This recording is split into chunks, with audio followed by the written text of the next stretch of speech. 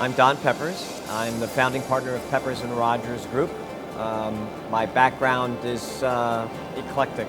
I began in the accounting business.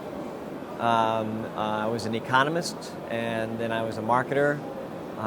And about 20 years ago, Martha Rogers and I wrote a book called The One-to-One Future, which kind of kick-started the CRM revolution.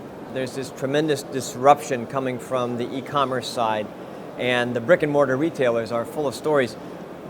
Customers go into the store, they look at a product, they go on their smartphone, they price it, and they buy it somewhere, at an e-site. So how does a retailer deal with that kind of competition? Conversely, if you're an e-tailer, how do you do better at disrupting the retailers? So I'm going to talk to both parties about how each can do better. I think the biggest challenge facing retailers and e-tailers both today is the rising expectations that we see among consumers in general. Every time I get well served by a company like Amazon, or Kareem, my expectations for the next business I buy from go up. So when I'm having an experience with a retailer or any other company I'm buying from, I don't compare that experience to that retailer's competitors. I compare it to the experience I get at Amazon. And so expectations are rising fast.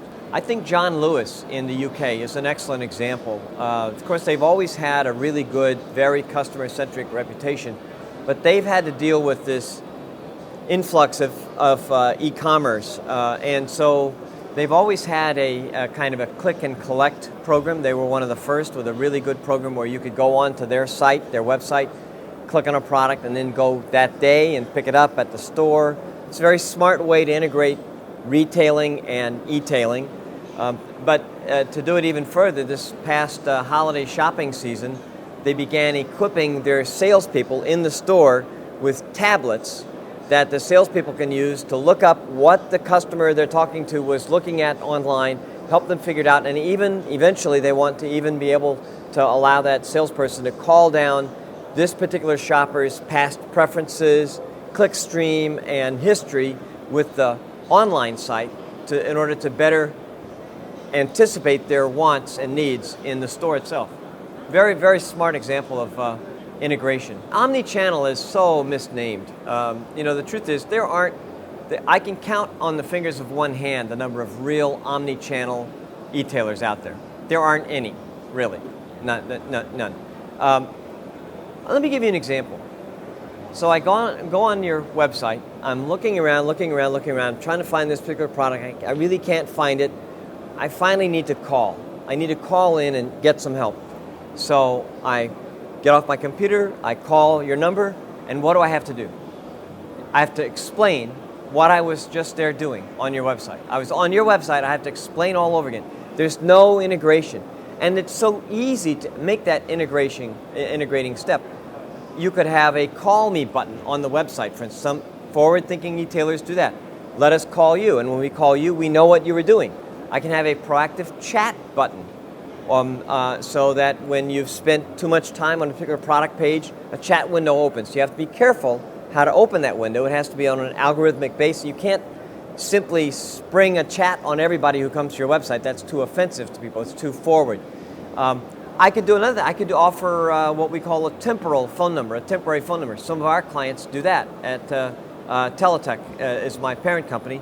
One of the things we offer is a service that when you want to call the retailer, you click a button, up comes a number, and you call that number.